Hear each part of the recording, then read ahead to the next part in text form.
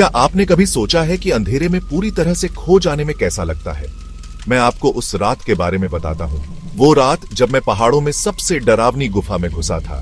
ये मेरे दोस्तों के साथ एक और एडवेंचर के तौर पर शुरू हुआ था।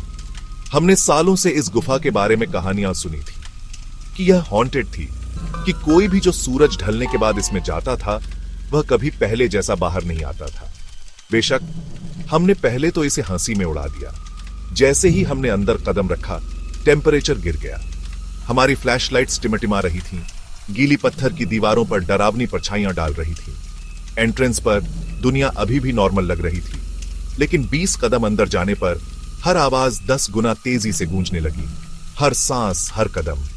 हमें ऐसा लग रहा था जैसे कोई हमें देख रहा है। मैं कसम खाता हूं, कभी कभी मुझे अपनी आंखों के कोने से कोई हरकत दिखाई देती थी, एक परछाई बस नजर से ओझल होती हुई। मेरे दोस्त ने मजाक किया, शायद यह गुफा का भूत है। कोई नहीं हंसा। अचानक हवा भारी हो गई, जैसे कोई अदृश्य चीज मेरे सीने पर दबाव डाल रही हो। तभी हमने वह सुना, एक नरम सरसराहट की आवाज गुफा में और अंदर से। वह हमारी आवाज नहीं थी। हमने आवाज लगाई, कोई जवाब नहीं। सरसराहट तेज होती गई, करीब आती गई, जब तक कि ऐसा लगने लगा जैसे कोई अंधेरे में रेंग रहा हो, पत्थरों को खरोंच रहा हो।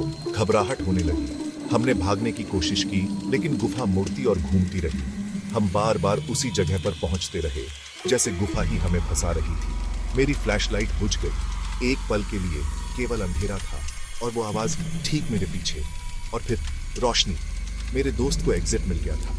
हम हाँफते हुए, सांस लेते हुए, दिल जोरों से धड़कते हुए बाहर निकले। लेकिन उस रात के बाद से कभी कभी जब मैं अंधेरे में अकेला होता हूं, तो मुझे वही रेंगने की आवाज मेरे दिमाग में गूंजती हुई सुनाई देती है। अगर आपको कभी वह गुफा मिले तो सूरज ढलने के बाद अंदर मत जाना।